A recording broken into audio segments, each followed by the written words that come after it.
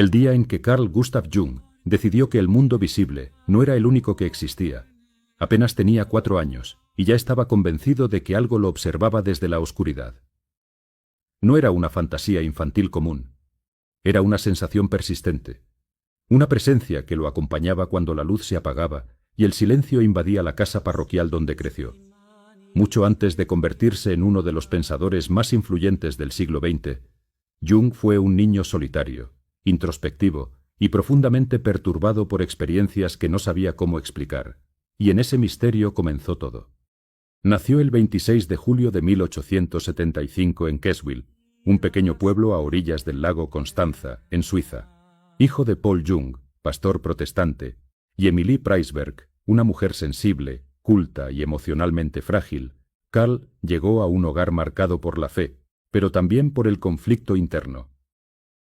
Desde muy temprano percibió la tensión espiritual de su padre, un hombre que predicaba sobre Dios mientras luchaba en silencio con sus propias dudas religiosas.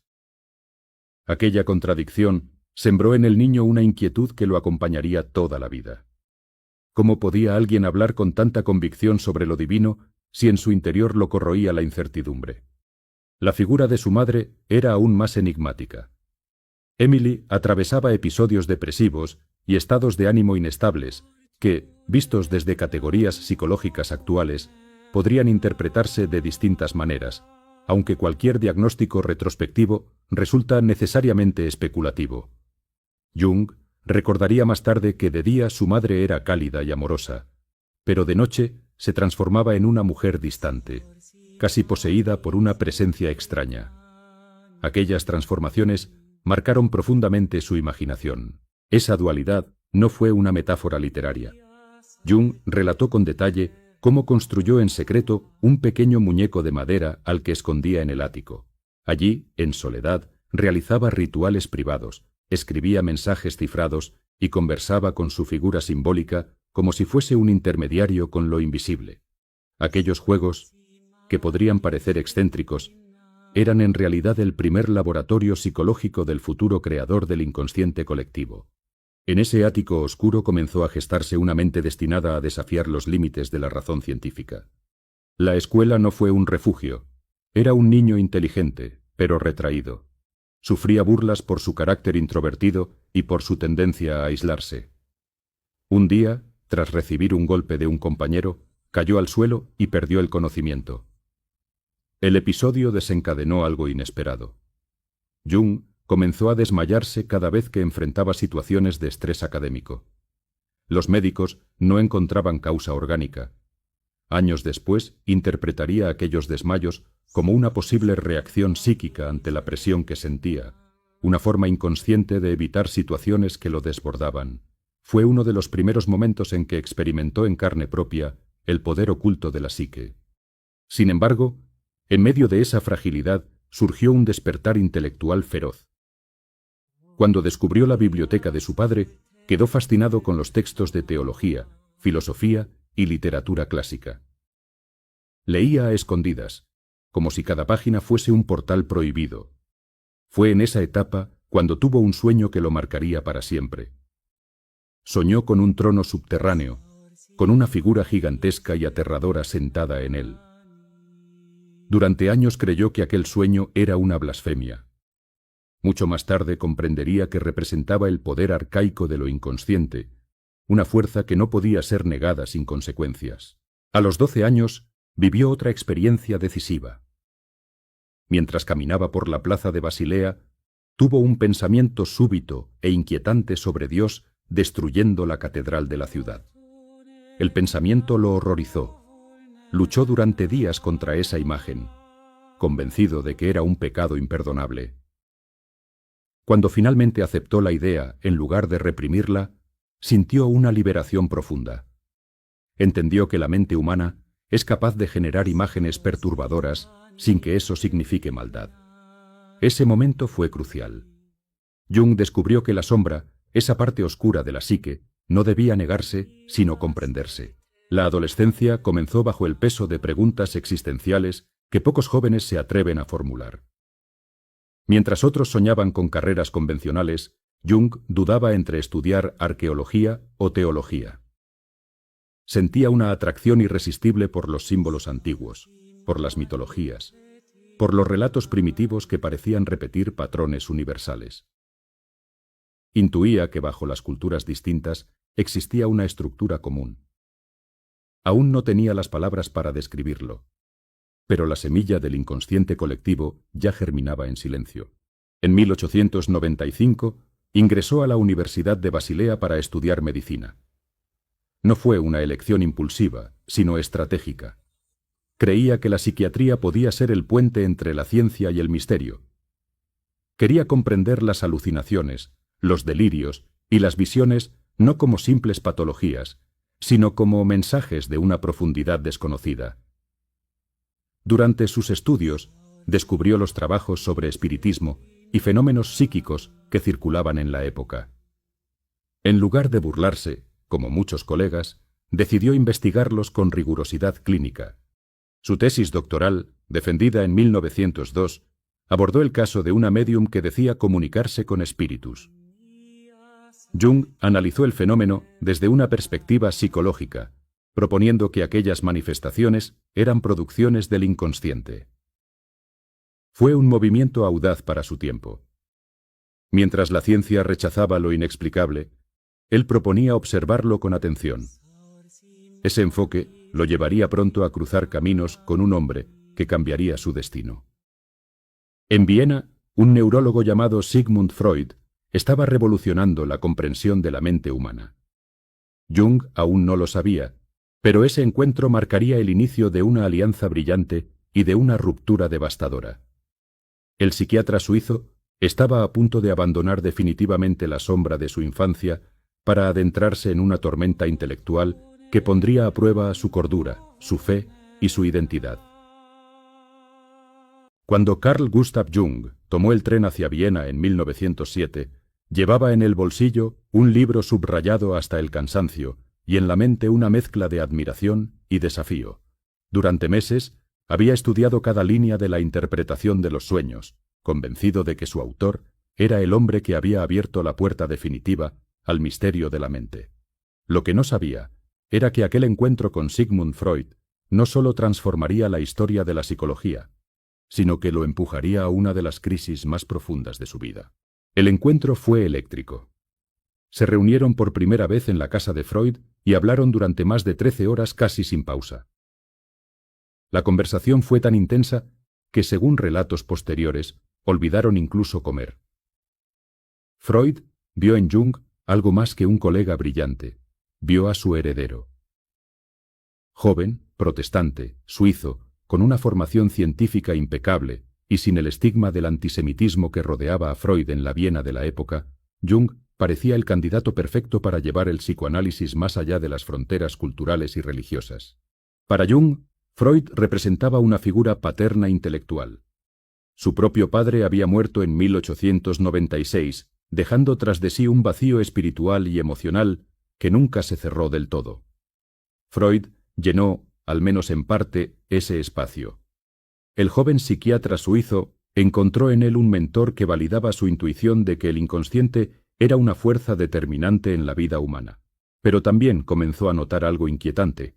La teoría freudiana giraba obsesivamente en torno a la sexualidad como motor central de la psique. En esos años, Jung trabajaba en el Hospital Burghölzli en Zúrich, uno de los centros psiquiátricos más prestigiosos de Europa. Allí desarrolló sus experimentos con la prueba de asociación de palabras, una técnica que medía los tiempos de reacción de los pacientes ante determinados estímulos verbales. Descubrió que ciertas palabras provocaban respuestas demoradas o alteradas, revelando la existencia de lo que llamó complejos.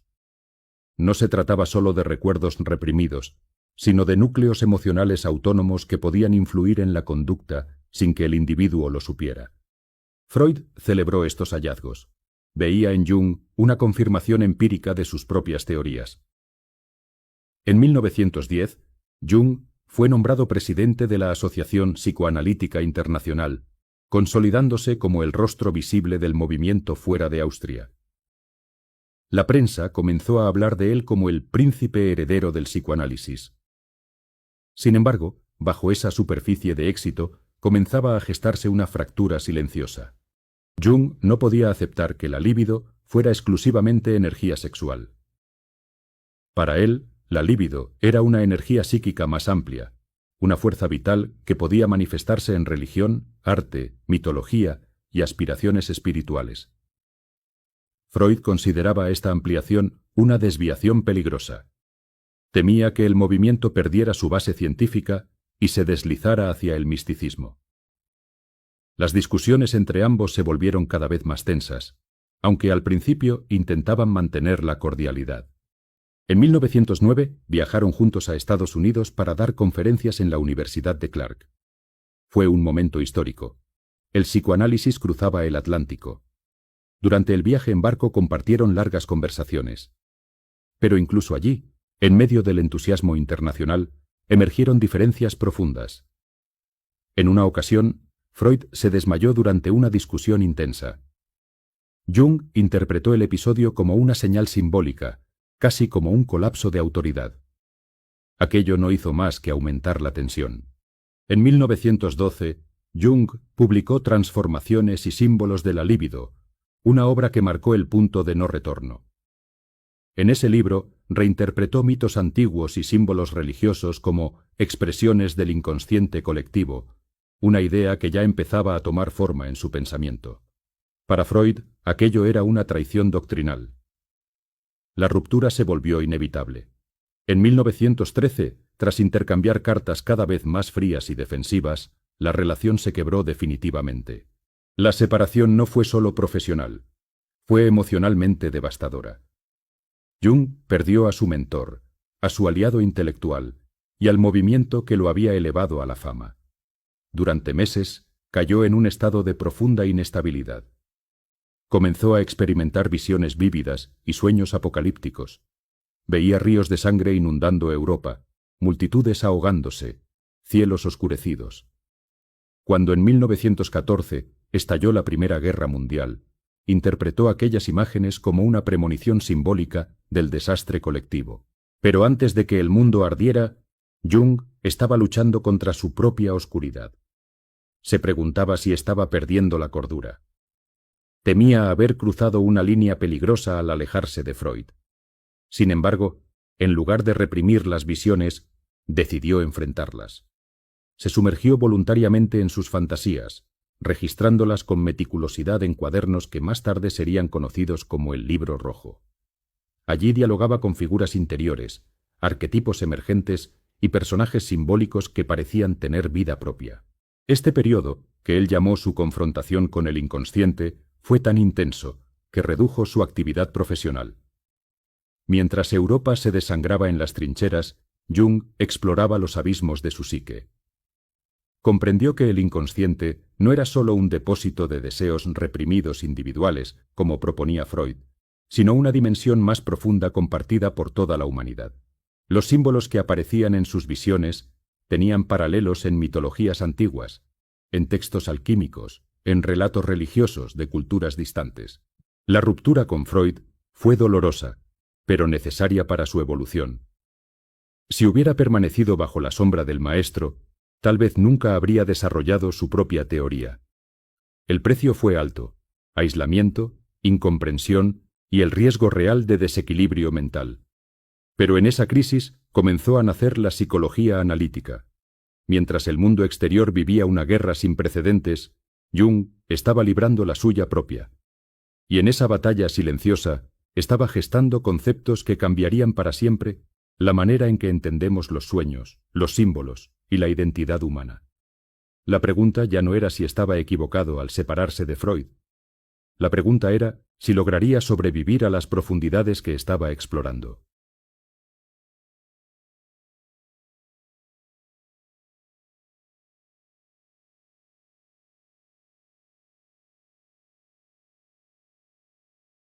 Hubo un momento en que Carl Gustav Jung creyó estar perdiendo la razón.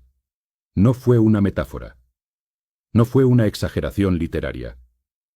Fue una posibilidad real que lo acompañó durante años. Entre 1913 y 1917, mientras Europa se desmoronaba bajo el estruendo de la Primera Guerra Mundial, él descendía voluntariamente a un territorio más peligroso aún, el interior de su propia psique. Y lo hizo sin anestesia, sin red de seguridad, y sin saber si lograría regresar. La ruptura con Freud no solo lo dejó aislado en el mundo académico, sino que desató en él una tormenta interior que había estado gestándose desde la infancia. Las visiones se intensificaron. Soñaba con figuras arcaicas, con dioses antiguos que emergían del fondo del tiempo, con símbolos que no pertenecían a ninguna religión concreta, y al mismo tiempo parecían pertenecer a todas. Relató visiones de una Europa cubierta de sangre antes del estallido de la guerra, imágenes que más tarde interpretó como anticipaciones simbólicas del conflicto. Aquello lo inquietó profundamente. ¿Era una intuición profética? ¿O el inicio de una psicosis? En lugar de huir, Jung tomó una decisión radical.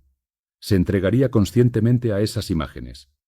Cada día, después de cumplir con sus responsabilidades médicas y familiares, se encerraba en su estudio y practicaba lo que más tarde llamaría imaginación activa.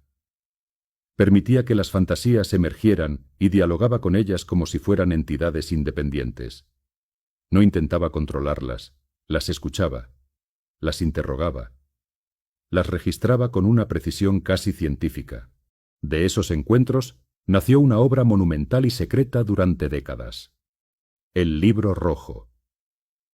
No era un tratado académico, sino un manuscrito ilustrado, casi medieval, donde Jung plasmó visiones, conversaciones con figuras simbólicas y reflexiones filosóficas profundas.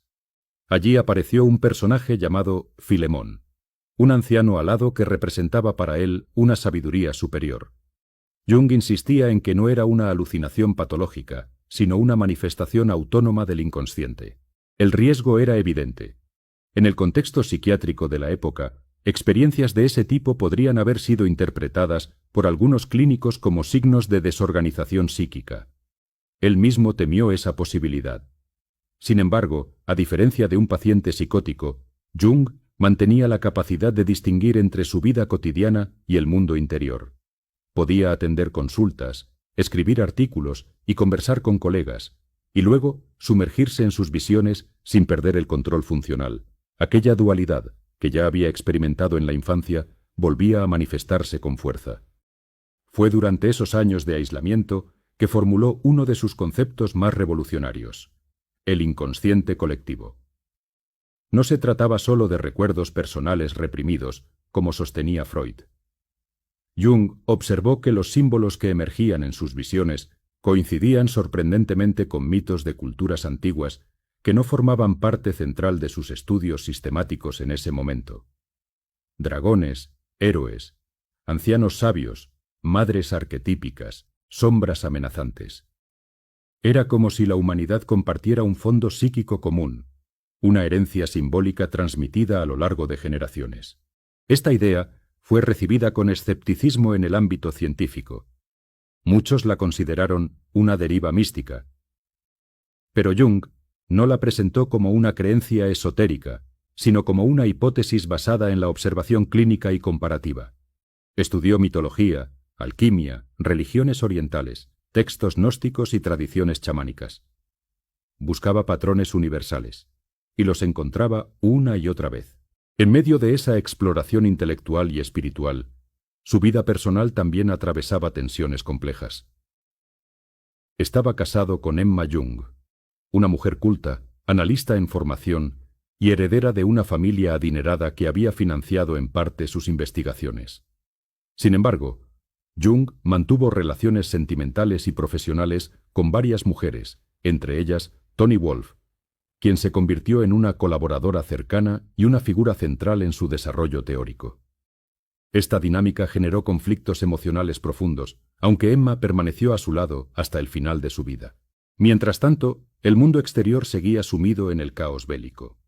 Jung interpretaba la guerra como una manifestación colectiva de la sombra, ese aspecto oscuro de la psique que las sociedades reprimen hasta que estalla de forma destructiva. Para él, la violencia masiva no era solo un fenómeno político o económico, sino una erupción del inconsciente colectivo no integrado. Poco a poco, la tormenta interior comenzó a estabilizarse. Jung comprendió que no estaba siendo arrastrado por la locura, sino atravesando un proceso de transformación psíquica. De esa experiencia emergió otro concepto clave: el proceso de individuación. No era simplemente madurar o alcanzar el éxito profesional. Era integrar conscientemente las partes reprimidas, reconocer la sombra, dialogar con los arquetipos internos y construir una personalidad más completa. La individuación implicaba confrontar aquello que más tememos de nosotros mismos. Jung sabía de lo que hablaba. Había mirado de frente sus propias visiones aterradoras, sus impulsos contradictorios, sus dudas espirituales. No pretendía ser un gurú iluminado, sino un explorador que regresaba del abismo con mapas incompletos pero valiosos. Al finalizar la guerra, su reputación comenzó a reconstruirse lentamente, aunque ya no como discípulo de Freud, sino como fundador de una corriente propia, la psicología analítica. Sus conferencias atraían tanto a médicos como artistas, teólogos y filósofos. Su lenguaje no era simple ni complaciente. Invitaba a mirar hacia adentro, a cuestionar las certezas racionalistas y a aceptar que la mente humana es más vasta de lo que imaginamos. Había sobrevivido a su noche más oscura. Pero esa supervivencia no significaba tranquilidad. Significaba responsabilidad. Ahora debía traducir aquella experiencia íntima en un sistema teórico coherente, capaz de dialogar con la ciencia sin renunciar al misterio. El niño que temía a la oscuridad se había convertido en el hombre que caminaba voluntariamente hacia ella, y en ese gesto audaz estaba redefiniendo los límites de la psicología moderna. Sin embargo, su viaje apenas comenzaba, porque lo que estaba a punto de descubrir en los símbolos antiguos y en las culturas lejanas ampliaría aún más su visión del alma humana.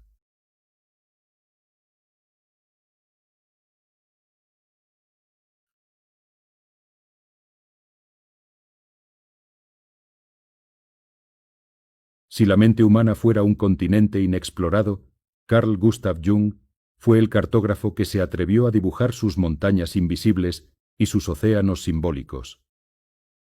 Después de sobrevivir a su confrontación con el inconsciente, no regresó con respuestas simples, sino con una arquitectura nueva para comprender la psique. Lo que comenzó como una crisis personal se transformó en una revolución conceptual que cambiaría la forma en que entendemos los sueños, los mitos y nuestra propia identidad. A partir de la década de 1920, Jung comenzó a sistematizar sus hallazgos. Ya no hablaba solo desde la experiencia íntima, sino desde una investigación comparativa rigurosa. Estudió mitologías griegas, tradiciones africanas, textos hindúes, budistas y cristianos primitivos. Lo que encontraba lo sorprendía incluso a él. Historias de héroes que descendían al inframundo, figuras maternas protectoras y devoradoras, ancianos sabios que guiaban a los protagonistas en momentos críticos. Estos patrones se repetían en culturas que jamás habían tenido contacto entre sí. Fue entonces cuando formalizó el concepto de arquetipos. No eran imágenes heredadas específicas, sino estructuras universales de la psique que organizan la experiencia humana. El héroe, la sombra, la madre, el niño divino, el viejo sabio. No eran invenciones culturales aisladas, sino expresiones simbólicas de una herencia psíquica compartida. El inconsciente colectivo, esa capa profunda que todos llevamos dentro, se manifestaba a través de estos arquetipos. Uno de los más inquietantes era la sombra. Jung la definía como el conjunto de aspectos reprimidos o negados de la personalidad. No solo impulsos violentos o deseos prohibidos, sino también talentos ignorados y potencialidades no desarrolladas. Para él, el verdadero peligro no era tener una sombra, sino negarla. Cuando la sombra se reprime colectivamente, puede proyectarse en enemigos externos, alimentando guerras, persecuciones y fanatismos. La historia reciente de Europa parecía confirmar esa intuición. Otro arquetipo central era el anima y el animus, representaciones de la dimensión femenina en el hombre y la masculina en la mujer. Jung sostenía que cada individuo lleva en su interior una imagen del sexo opuesto que influye en sus relaciones y emociones. Estas ideas generaron tanto fascinación como controversia. Algunos las consideraron profundas, otros excesivamente especulativas. Pero lo cierto es que abrieron un nuevo campo de reflexión sobre la identidad y la complementariedad psicológica. En 1921 publicó Tipos psicológicos, una obra clave donde introdujo conceptos que hoy son parte del lenguaje cotidiano, como introversión y extraversión. Para Jung, no se trataba de etiquetas sociales simples, sino de orientaciones fundamentales de la energía psíquica. El introvertido dirige su atención hacia el mundo interior, el extravertido hacia el exterior. Además, describió 4 funciones psicológicas básicas: pensamiento, sentimiento, sensación e intuición. Cada persona, según él, desarrolla una combinación particular, creando patrones de personalidad únicos. Este modelo influyó décadas después en pruebas de personalidad ampliamente difundidas, aunque muchas simplificaciones modernas redujeron la complejidad de su propuesta original. Jung no pretendía encasillar a las personas, sino ofrecer un marco dinámico para comprender sus diferencias. Pero su curiosidad no se detuvo en la psicología occidental. En 1925, emprendió un viaje a África, donde convivió con comunidades locales en Kenia y Uganda. No buscaba exotismo, sino ampliar su comprensión de la mente humana fuera del contexto europeo. Observó rituales, mitos y formas de organización social que reforzaron su convicción de que los símbolos arquetípicos trascienden culturas. Más tarde viajó a la India, donde estudió filosofía oriental y dialogó con sabios locales. También mostró un profundo interés por el I Ching y el taoísmo. Estas exploraciones ampliaron su perspectiva, pero también lo expusieron a críticas. Algunos colegas lo acusaron de abandonar el rigor científico en favor de una visión demasiado espiritual. Jung respondía que la psicología no podía limitarse a lo observable en el laboratorio. La experiencia simbólica, religiosa y mítica era parte esencial de la vida psíquica y merecía ser estudiada con seriedad. En su vida personal, alternaba periodos de intensa actividad intelectual con retiros en su torre de Bollingen, una construcción de piedra a orillas del lago de Zúrich que diseñó como espacio de contemplación. Allí, lejos del bullicio académico, tallaba inscripciones en piedra y reflexionaba sobre el sentido de la existencia. La torre no era un simple refugio, era una metáfora material de su búsqueda interior. A medida que su fama crecía, también lo hacía la polémica. Algunos críticos cuestionaron su postura durante los primeros años del régimen nazi en Alemania, acusándolo de ambigüedad política. Aunque nunca fue miembro del partido y posteriormente se distanció claramente del antisemitismo, el episodio dejó una sombra en su reputación. Jung defendía la autonomía de la psicología frente a ideologías, pero el contexto histórico era demasiado complejo para evitar interpretaciones controvertidas. A pesar de las críticas, su influencia se expandió más allá del ámbito clínico. Artistas, escritores y cineastas encontraron en sus ideas una fuente inagotable de inspiración. La noción de viaje interior, de confrontación con la sombra y de transformación simbólica resonaba profundamente en la cultura del siglo XX. El mapa que Jung estaba dibujando no prometía respuestas fáciles. Invitaba a un viaje exigente hacia el autoconocimiento. La individuación, ese proceso de integración de los opuestos internos, no era un destino cómodo, sino una travesía llena de confrontaciones y revelaciones. El hombre que una vez temió estar perdiendo la razón, ahora ofrecía al mundo una visión más amplia de la cordura. No una cordura que niega la oscuridad, sino una que la integra.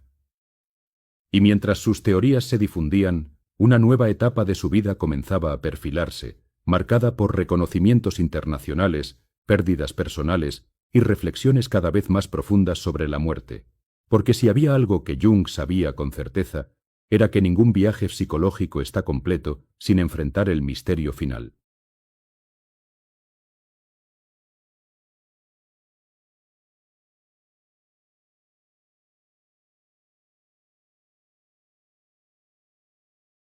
Hubo un momento en que el nombre de Carl Gustav Jung estuvo al borde de quedar manchado para siempre.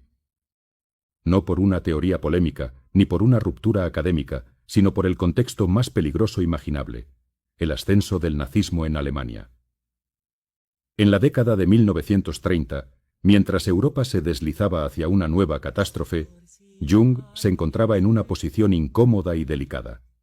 Su prestigio era internacional, su influencia creciente, pero el mundo a su alrededor comenzaba a dividirse entre ideologías extremas, y cualquier paso en falso podía convertirse en condena. En 1933, tras la llegada de Adolf Hitler al poder, Jung fue nombrado presidente de la Sociedad Médica General de Psicoterapia, una organización alemana que incluía tanto a profesionales arios como judíos. El régimen nazi buscaba controlar las instituciones científicas, y la psicología no era la excepción. Freud, judío y ya exiliado, representaba para el régimen una figura indeseable. Jung, suizo y no judío, parecía una alternativa aceptable para liderar la disciplina dentro de Alemania. Aceptar ese cargo fue una decisión que más tarde generaría intensas controversias. Algunos lo acusaron de oportunismo, otros de ingenuidad política. Jung defendía su postura argumentando que su objetivo era mantener un espacio profesional abierto a todos los psicoterapeutas, incluidos los judíos, dentro de un sistema que rápidamente se volvía excluyente. En varios escritos de la época criticó abiertamente el antisemitismo y la manipulación ideológica de la ciencia. Sin embargo, ciertos artículos publicados bajo su supervisión fueron interpretados como ambiguos o excesivamente conciliadores con el discurso oficial. La historia no es blanca ni negra, y el caso de Jung tampoco lo fue. Con el paso de los años, diversos estudios señalaron que su actuación fue más compleja de lo que inicialmente se pensó, destacando tanto ambigüedades como intentos de mantener espacios profesionales abiertos en un contexto cada vez más restrictivo. También se distanció públicamente del régimen cuando su naturaleza totalitaria se hizo evidente. Pero la sombra de esa etapa nunca desapareció del todo. Para un pensador que había dedicado su vida a estudiar la sombra psicológica, enfrentarse a la suya propia fue una experiencia inevitable. Mientras tanto, su obra continuaba expandiéndose. En 1938, realizó una serie de conferencias en Estados Unidos que consolidaron su influencia en el mundo anglosajón. Allí encontró un público receptivo a sus ideas sobre símbolos, sueños y transformación interior. La psicología analítica comenzaba a formar discípulos y escuelas propias. Sin embargo, la Segunda Guerra Mundial volvió a sacudir su percepción del inconsciente colectivo. Jung interpretaba el ascenso del nazismo como una posesión arquetípica, una irrupción masiva de fuerzas primordiales no integradas en la psique europea.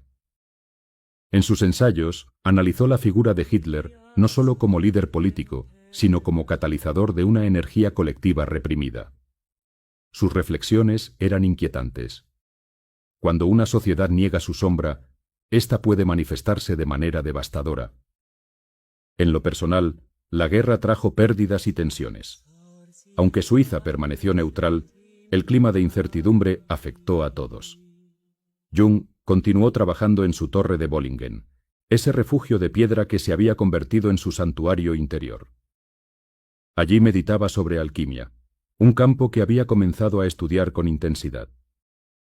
Lejos de considerarla una práctica meramente esotérica, veía en los textos alquímicos metáforas del proceso de individuación. La transformación del plomo en oro simbolizaba, para él, la integración de los aspectos fragmentados del yo.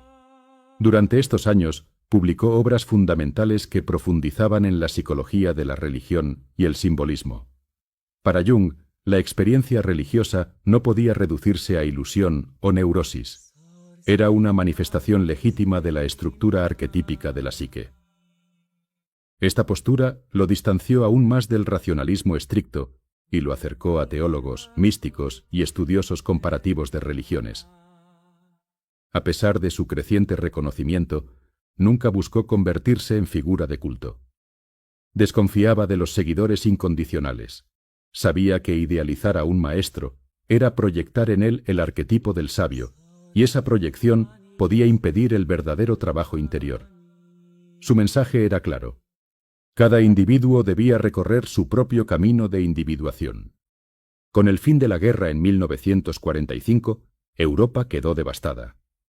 Jung veía en las ruinas físicas un reflejo de la fragmentación psicológica colectiva. Sin embargo, también percibía una oportunidad. La reconstrucción material debía ir acompañada de una reconstrucción interior. De lo contrario, la sombra volvería a manifestarse. En esos años sufrió problemas de salud significativos, incluyendo un infarto en 1944, que lo llevó a una experiencia cercana a la muerte. Durante su convalecencia, relató visiones luminosas, sensaciones de flotación y percepciones de una realidad más amplia que la existencia terrenal. Lejos de interpretarlas como delirios, las integró en su comprensión simbólica de la vida y la muerte. Aquella experiencia profundizó su serenidad ante lo inevitable. La tormenta política había puesto a prueba su integridad. Las críticas no cesaron del todo, pero tampoco lo destruyeron. Jung continuó escribiendo, enseñando y reflexionando, convencido de que el mayor campo de batalla no estaba en las fronteras geográficas, sino en el interior de cada ser humano. El hombre que había descendido a sus propios abismos ahora contemplaba la historia como un espejo ampliado de la psique. Sabía que la humanidad no estaba libre de repetir sus errores. Pero también sabía que cada individuo tenía la posibilidad de integrar su sombra y transformar su destino. Y mientras avanzaba hacia la vejez, una pregunta comenzaba a ocupar un lugar cada vez más central en su pensamiento. ¿Qué ocurre con la conciencia cuando el cuerpo se apaga?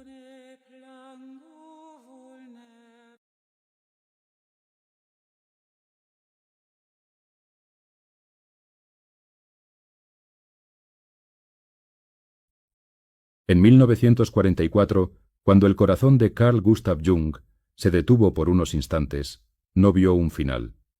Describió posteriormente una experiencia de expansión y luminosidad que interpretó como profundamente transformadora. Aquella crisis cardíaca que casi le arrebata la vida no fue para él un simple episodio médico, sino una experiencia que sacudió sus convicciones más profundas sobre la existencia. Mientras su cuerpo yacía inconsciente, su mente, o lo que él interpretó como su conciencia, parecía desplazarse hacia un territorio luminoso y silencioso que desafiaba toda explicación racional. Relató más tarde que tuvo la sensación de flotar en el espacio, contemplando la Tierra desde una distancia inmensa. Describió una especie de templo cósmico, un lugar de paz absoluta donde el tiempo no existía. En ese estado, afirmó haber comprendido que la vida terrenal era sólo una pequeña fracción de una realidad mucho más vasta. Pero justo cuando esa comprensión parecía consolidarse, sintió que algo lo empujaba de regreso. Despertó débil, pero transformado. Los médicos atribuyeron sus visiones a la falta de oxígeno en el cerebro, una explicación fisiológica razonable. Jung no la descartó. Sin embargo, para él, el significado simbólico de la experiencia era más importante que su causa biológica. No se trataba de probar científicamente la existencia de una vida después de la muerte, sino de reconocer que la psique humana genera imágenes poderosas en momentos límite, y esas imágenes revelan algo esencial sobre nuestra relación con el misterio. Tras su recuperación, su actitud ante la muerte cambió radicalmente. Ya no la concebía como una simple extinción, sino como una transición hacia una dimensión desconocida. En sus escritos posteriores reflexionó con mayor profundidad sobre el sentido de la vida y la inevitabilidad del final. Afirmaba que una cultura que niega la muerte está condenada a vivir con ansiedad constante. En cambio, integrar la finitud permite una existencia más plena. Durante la década de 1950, su obra alcanzó una madurez serena. Publicó textos que profundizaban en la psicología y la alquimia, convencido de que los antiguos alquimistas habían proyectado en sus símbolos procesos internos de transformación psíquica. Lo que para la historia era una protoquímica fallida, para Jung era un lenguaje metafórico del alma. El nigredo, la etapa oscura del proceso alquímico, representaba la confrontación con la sombra. El albedo y el rubedo simbolizaban etapas de integración y plenitud. Su torre en Bollingen se convirtió en el escenario de esta etapa contemplativa. Allí pasaba largas temporadas escribiendo, tallando inscripciones en piedra y reflexionando sobre el sentido de su recorrido. No buscaba reconocimiento público, buscaba coherencia interior. Sentía que su vida había sido una larga conversación con lo invisible. En 1952 publicó un ensayo que sorprendió incluso a sus seguidores. Sincronicidad. Un principio de conexiones acausales. En él proponía que ciertos eventos coincidentes no podían explicarse únicamente por relaciones de causa y efecto, sino por significados compartidos. Narró el caso de una paciente que le relataba un sueño sobre un escarabajo dorado justo cuando un insecto similar golpeó la ventana de su consulta. Para Jung, aquel episodio simbolizaba la apertura psicológica de la paciente. La sincronicidad no era magia, sino una forma de conexión significativa entre mente y mundo. Estas ideas generaron tanto entusiasmo como escepticismo. Algunos científicos consideraron que se alejaba demasiado del método empírico. Jung respondía que la realidad psíquica no siempre se ajusta a los modelos mecanicistas. La mente humana, insistía, es más compleja que cualquier esquema lineal. En lo personal, la muerte de su esposa Emma en 1955 fue un golpe profundo. Habían compartido más de medio siglo de vida, colaboraciones intelectuales y tensiones emocionales. Aunque su relación no estuvo exenta de conflictos, Emma fue un pilar constante. Su ausencia dejó un vacío silencioso en la torre de Bollingen y en su rutina diaria. Jung enfrentó ese duelo con la misma actitud que había promovido toda su vida. No reprimir el dolor, sino atravesarlo conscientemente. En sus últimos años, trabajó en una obra autobiográfica que no era exactamente una autobiografía tradicional, sino una reflexión interior titulada Recuerdos, Sueños, Pensamientos. Allí no se centró en fechas o logros externos, sino en experiencias simbólicas, sueños y procesos internos. Para él, la verdadera historia de una persona no se mide por eventos públicos, sino por transformaciones invisibles. A medida que envejecía, su figura adquiría un aura casi mítica. Estudiantes y admiradores viajaban desde distintos países para escucharlo. Algunos lo veían como un sabio, otros como un visionario. Él insistía en que no ofrecía dogmas, sino preguntas. La individuación no era un camino colectivo uniforme, sino una travesía singular para cada ser humano. El hombre, que una vez temió la locura, ahora hablaba con serenidad sobre el más allá. No afirmaba certezas absolutas, pero tampoco reducía la existencia a un accidente biológico. Para Jung, la psique era un puente entre lo visible y lo invisible, y la muerte, lejos de ser un enemigo, era parte del proceso total. Sin embargo, el tiempo avanzaba inexorablemente. Su salud se debilitaba. Las caminatas por el lago se hicieron más cortas, las noches más largas, y en el silencio creciente de su torre, el psicólogo que había dedicado su vida a explorar el alma humana se preparaba, sin dramatismo pero con conciencia plena, para su propio desenlace.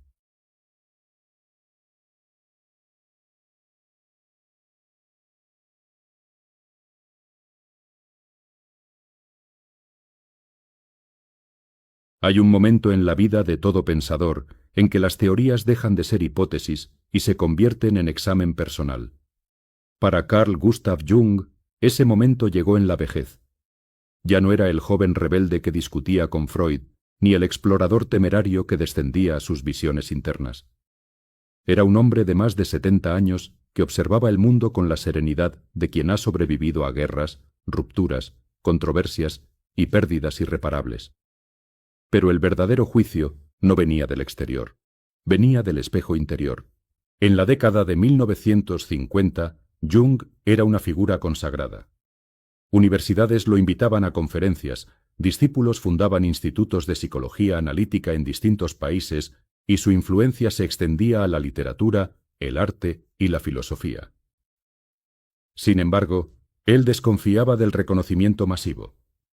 Sabía que el éxito público podía convertirse en una nueva máscara, una persona más sutil y peligrosa. El arquetipo del sabio podía inflar el ego tanto como cualquier ambición juvenil. Su rutina en Bollingen se volvió casi ritual. Se levantaba temprano, caminaba junto al lago de Zúrich y luego se dedicaba a escribir o a revisar correspondencia. Recibía cartas de pacientes, académicos y personas comunes que encontraban en sus ideas un mapa para comprender sus crisis personales. Jung respondía con cuidado, consciente de que cada palabra podía influir profundamente en alguien que atravesaba su propia noche oscura. En esos años reflexionó con mayor intensidad sobre el problema del mal. Las atrocidades de la Segunda Guerra Mundial habían dejado cicatrices imborrables. Para él, el mal era una realidad psíquica que debía ser reconocida. Criticaba las visiones excesivamente optimistas de la naturaleza humana. Afirmaba que sólo al aceptar la sombra colectiva se podía evitar su repetición histórica. Al mismo tiempo, mostraba un interés creciente por los fenómenos que desafiaban el racionalismo estricto. Mantuvo correspondencia con el físico Wolfgang Pauli, premio Nobel, explorando posibles paralelos entre la física cuántica y la psicología profunda. Ambos debatían la idea de que la realidad podría no estar compuesta únicamente de materia separada, sino de estructuras interconectadas donde mente y mundo no son dominios totalmente aislados.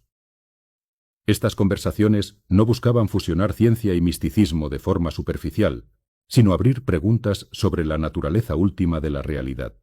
Sin embargo, su cuerpo comenzaba a enviar señales inequívocas.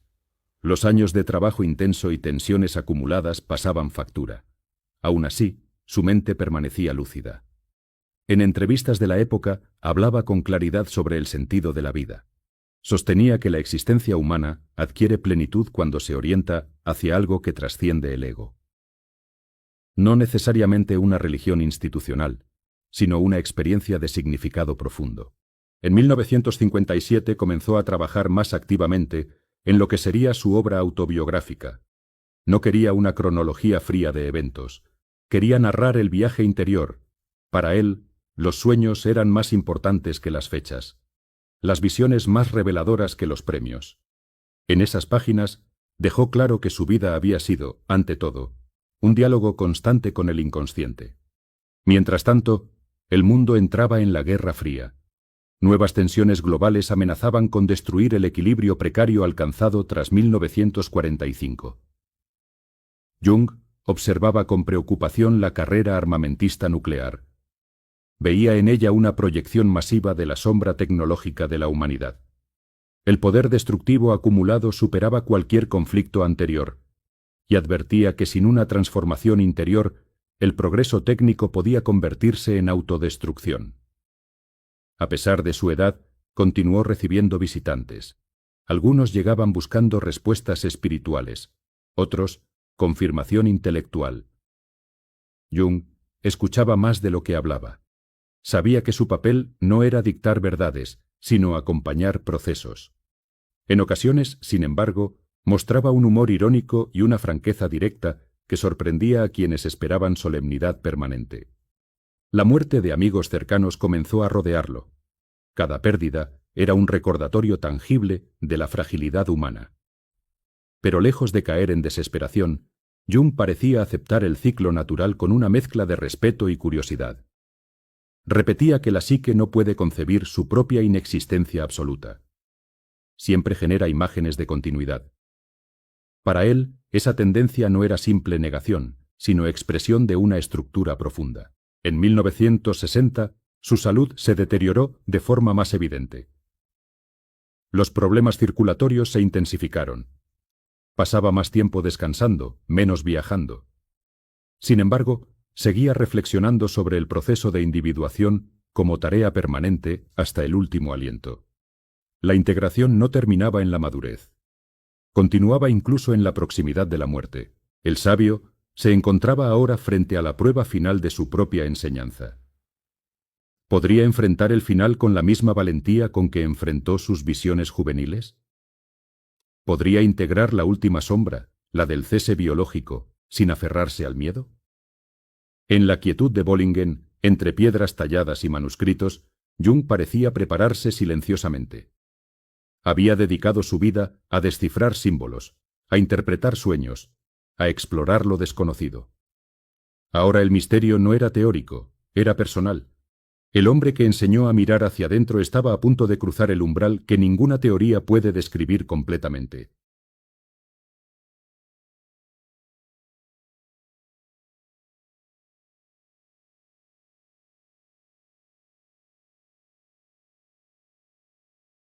En la primavera de 1961, el aire alrededor del lago de Zúrich parecía más quieto que de costumbre. Carl Gustav Jung, a sus 85 años, caminaba lentamente por los alrededores de su casa en Küsnacht. Sus pasos ya no tenían la firmeza de décadas anteriores, pero su mirada conservaba una profundidad intacta. Había dedicado su vida a explorar el misterio del alma humana. Ahora el misterio lo esperaba a él. En los meses previos a su muerte, Jung experimentó una serie de sueños intensos. Como siempre, no los ignoró. Los registró, los meditó, los interpretó. Uno de ellos hablaba de un viaje, de una casa luminosa en la que se sentía esperado. No era un sueño aterrador, sino sereno. Para quien había construido toda una teoría sobre la importancia simbólica de los sueños, estas imágenes tenían un peso especial. No las tomaba como predicciones literales, sino como expresiones de un proceso interior que se aproximaba a su culminación. Su salud se deterioró gradualmente debido a problemas circulatorios y cardíacos. Pasaba más tiempo acompañado por familiares y colaboradores cercanos. La figura imponente del psicólogo que había debatido con gigantes intelectuales del siglo XX ahora descansaba en silencio, pero su mente seguía activa. Conversaba con quienes lo visitaban sobre temas esenciales: la responsabilidad individual, el peligro de la masificación, la necesidad de que cada persona asumiera su sombra antes de intentar cambiar el mundo. El 6 de junio de 1961, en su casa junto al lago, Jung murió tranquilamente tras una breve enfermedad. No hubo dramatismo público ni declaraciones grandilocuentes. El hombre que había dedicado su vida a estudiar el alma cruzó el umbral en calma. Sus allegados contaron que, poco antes de fallecer, parecía estar sumido en una contemplación profunda, como si escuchara algo que los demás no podían percibir. Tras su muerte, la noticia se difundió rápidamente en círculos académicos y culturales. Para algunos, había partido un genio. Para otros, un pensador controvertido que desafió los límites de la psicología tradicional. Pero incluso sus críticos reconocían que había ampliado el campo de la mente humana hacia territorios que pocos se atrevían a explorar. Fue enterrado en el cementerio de Küsnacht, en Suiza, en una tumba sencilla. En la puerta de su casa y en su lápida figura una frase en latín que refleja su visión trascendente: Vocatus atque non vocatus, Deus aderit. Llamado o no llamado, Dios estará presente. Esa inscripción resume su postura ante el misterio. La realidad última no depende de nuestras creencias conscientes, existe más allá de nuestra aceptación o negación. Después de su muerte, su legado no se extinguió. Al contrario, comenzó una nueva etapa. Sus escritos, conferencias y correspondencias fueron recopilados y publicados en múltiples volúmenes. El libro rojo, guardado durante décadas por su familia, salió a la luz en 2009, revelando al mundo la intensidad de su confrontación interior. Aquellas páginas ilustradas confirmaron que su teoría no había nacido solo de especulaciones académicas, sino de una experiencia vivida al límite. Sin embargo, la influencia de Jung no se limitó al ámbito clínico. Su pensamiento penetró en la literatura, el cine, el arte y la cultura popular. La noción del héroe enfrentando su sombra, del viaje interior como transformación, del arquetipo que conecta historias aparentemente distintas, se convirtió en una estructura narrativa universal. Sin saberlo, millones de personas comenzaron a utilizar mapas que él había ayudado a trazar. A lo largo de los años, su figura fue objeto de reinterpretaciones. Algunos lo acusaron de místico excesivo, otros lo reivindicaron como puente entre ciencia y espiritualidad. Pero más allá de etiquetas, su obra permaneció como una invitación: mirar hacia adentro con honestidad radical. La muerte no silenció su pregunta central: ¿quién eres realmente más allá de las máscaras sociales? ¿Qué parte de ti permanece oculta en la sombra? ¿Qué símbolos emergen en tus sueños cuando la conciencia se apaga? Estas interrogantes siguen resonando porque no pertenecen a una época específica. Son universales. En sus últimos escritos, Jung afirmó que la tarea de la segunda mitad de la vida es preparar el espíritu para el tránsito final. No en términos religiosos rígidos, sino como proceso de integración. La individuación no termina con la muerte. Culmina en la aceptación plena de la propia totalidad.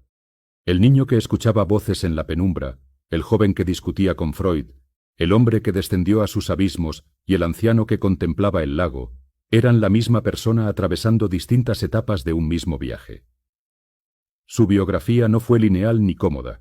Estuvo marcada por rupturas, polémicas, dudas y visiones intensas. Pero precisamente en esa complejidad radica su fuerza. Carl Gustav Jung no ofreció respuestas cerradas, ofreció un espejo, y en ese espejo cada generación puede ver reflejadas sus propias sombras y potencialidades. Pero si su muerte cerró una vida, también abrió un interrogante mayor. ¿Qué tan vigente es hoy su legado en un mundo dominado por la tecnología, la inmediatez y la fragmentación psicológica? Su muerte no apagó su voz, la multiplicó. Lo que parecía el cierre sereno de una vida dedicada al estudio del alma humana se convirtió, con el paso de las décadas, en el inicio de una expansión inesperada. Mientras la Guerra Fría atravesaba sus momentos más tensos y la cultura occidental se transformaba a una velocidad vertiginosa, comenzaban a consolidarse las bases del mundo tecnificado y global que dominaría las décadas siguientes. Allí las ideas de Jung comenzaban a infiltrarse silenciosamente en territorios que él jamás imaginó. En los años posteriores a 1961, la psicología académica dominante se inclinó cada vez más hacia enfoques conductistas y luego cognitivos, centrados en lo observable y medible. En ese contexto, el lenguaje simbólico de Jung parecía para algunos demasiado abstracto. Sin embargo, fuera del laboratorio, su pensamiento encontraba un terreno fértil. Escritores, cineastas y artistas descubrieron en los arquetipos una herramienta poderosa para estructurar relatos. El viaje del héroe, la confrontación con la sombra, la transformación interior, se convirtieron en patrones narrativos universales. El concepto de sombra adquirió especial relevancia en una época marcada por tensiones sociales y crisis identitarias. Movimientos culturales de las décadas de 1960 y 1970, interesados en la exploración interior, las tradiciones orientales y la expansión de la conciencia, encontraron en Jung un referente intelectual. Aunque él nunca promovió escapismos ni modas espirituales superficiales, su insistencia en la integración de lo inconsciente resonó profundamente.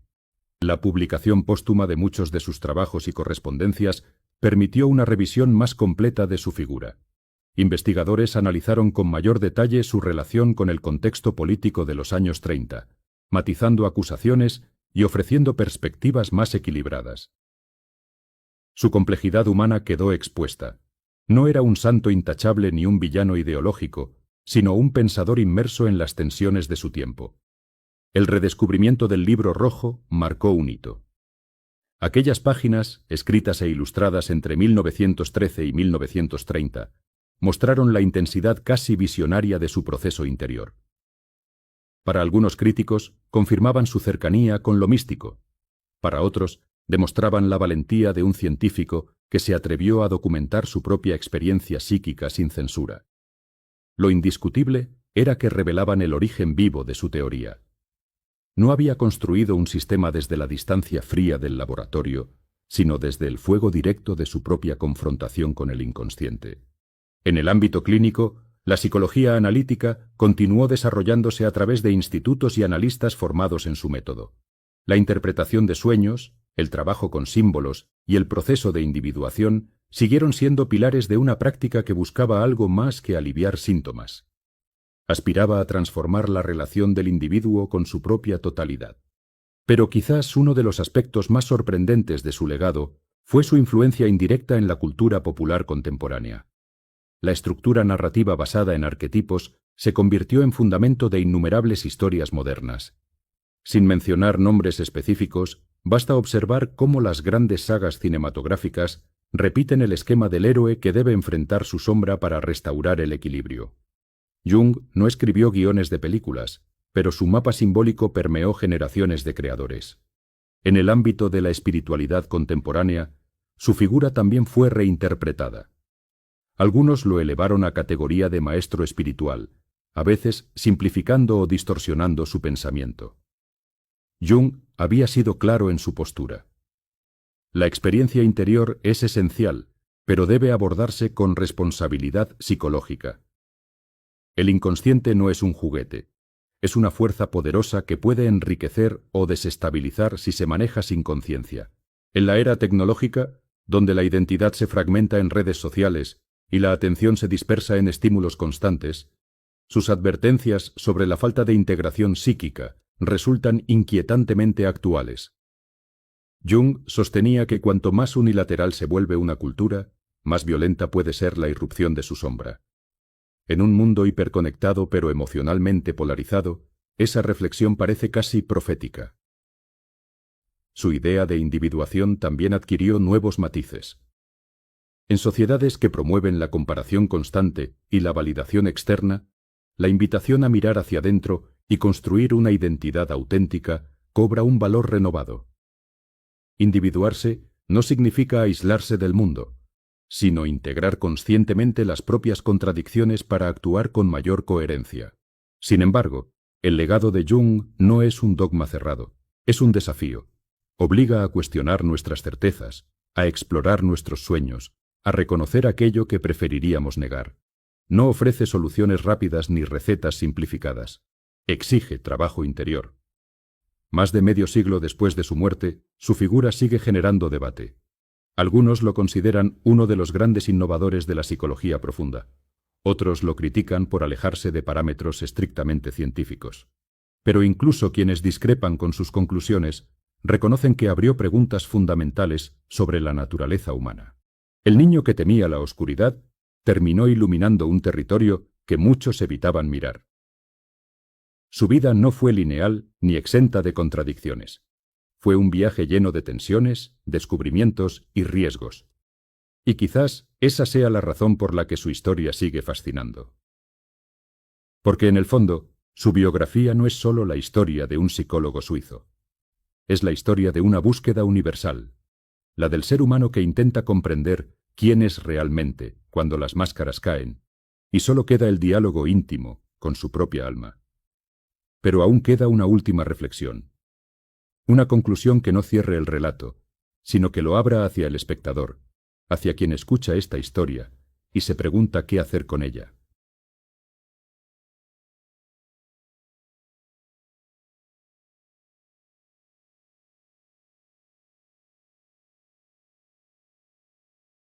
Imagina por un momento que estás solo en una habitación en silencio absoluto. No hay distracciones, no hay pantallas, no hay ruido exterior, solo tú y tus pensamientos. ¿Qué aparecería primero? ¿Recuerdos incómodos? ¿Deseos que nunca confesaste? ¿Miedos que prefieres ignorar? Carl Gustav Jung dedicó su vida a demostrar que, en ese silencio, no estamos solos. Algo más habita allí. Algo antiguo, profundo y poderoso. Y comprenderlo puede ser la diferencia entre vivir a medias o vivir con plenitud. Cuando rompió con Freud, no solo perdió un mentor, perdió una estructura de seguridad intelectual. Cuando enfrentó sus visiones interiores, no sabía si regresaría con cordura intacta. Cuando el mundo se desgarraba en guerras, él insistía en que la verdadera batalla se libraba dentro de la psique humana. A lo largo de su vida, sostuvo una idea incómoda pero liberadora. No podemos eliminar la oscuridad negándola. La sombra no desaparece porque la ignoremos. Se transforma, se desplaza, se proyecta. Y cuando no la reconocemos en nosotros mismos, la vemos encarnada en enemigos externos. Esta intuición no solo explica conflictos individuales, sino tragedias colectivas. Pero Jung no fue un profeta del pesimismo. Creía profundamente en la capacidad transformadora del ser humano. El proceso de individuación, ese camino hacia la integración de las partes fragmentadas del yo, era para él la tarea más noble de la existencia. No prometía perfección, prometía totalidad. Y la totalidad incluye contradicciones. En una época donde la identidad suele construirse a partir de imágenes cuidadosamente editadas y narrativas simplificadas, su mensaje resuena con fuerza renovada. Jung advertía que vivir únicamente desde la persona social, esa máscara que mostramos al mundo, conduce a una desconexión peligrosa. Tarde o temprano, el inconsciente exige atención, y cuando lo hace, puede manifestarse en ansiedad, vacío o crisis existenciales. Su propia vida fue prueba de esa confrontación. El niño que hablaba con figuras invisibles en un ático oscuro no se convirtió en un hombre normal que enterró su rareza. Se convirtió en alguien que decidió explorarla con rigor. Transformó su diferencia en descubrimiento. Convirtió su inquietud en teoría. Hizo de su crisis una contribución al mundo. Al final de sus días, Jung no afirmaba tener respuestas absolutas sobre la vida después de la muerte. Decía, con humildad, que la psique produce imágenes de continuidad y que negarlas por completo sería tan dogmático como afirmarlas sin reflexión. Su postura no era de certeza ciega, sino de apertura consciente. Había aprendido que el misterio no se conquista, se contempla. Su tumba en Küsnacht permanece discreta, casi silenciosa. No es un monumento grandioso, y quizás eso sea coherente con su pensamiento. Jung no buscaba ser venerado. Buscaba que cada persona emprendiera su propio viaje interior, que cada uno enfrentara su sombra, que cada uno escuchara sus sueños. Hoy, más de medio siglo después de su muerte, su legado no es un conjunto de teorías estáticas, es una invitación activa, a preguntarnos qué arquetipos gobiernan nuestras decisiones, a reconocer cuándo proyectamos nuestras sombras en otros, a observar nuestros sueños no como ruido sin sentido, sino como mensajes simbólicos. La pregunta final no es qué pensaba Jung. La pregunta es qué hacemos nosotros con lo que él señaló. ¿Nos atrevemos a mirar hacia adentro? ¿Nos atrevemos a reconocer nuestras contradicciones? ¿Nos atrevemos a integrar aquello que tememos? Vivió convencido de que advertía que uno de los mayores peligros para la humanidad no proviene únicamente de la tecnología o las ideologías, sino de la falta de conciencia sobre nuestras propias motivaciones profundas. Una inconsciencia que nos hace actuar sin comprender nuestras motivaciones profundas. Una inconsciencia que fragmenta al individuo y, por extensión, a la sociedad. Su vida fue un recordatorio de que el autoconocimiento no es un lujo intelectual, es una necesidad vital. Y aunque su corazón dejó de latir en 1961, la pregunta que planteó sigue viva, latiendo en cada uno de nosotros. ¿Quién eres cuando nadie te observa?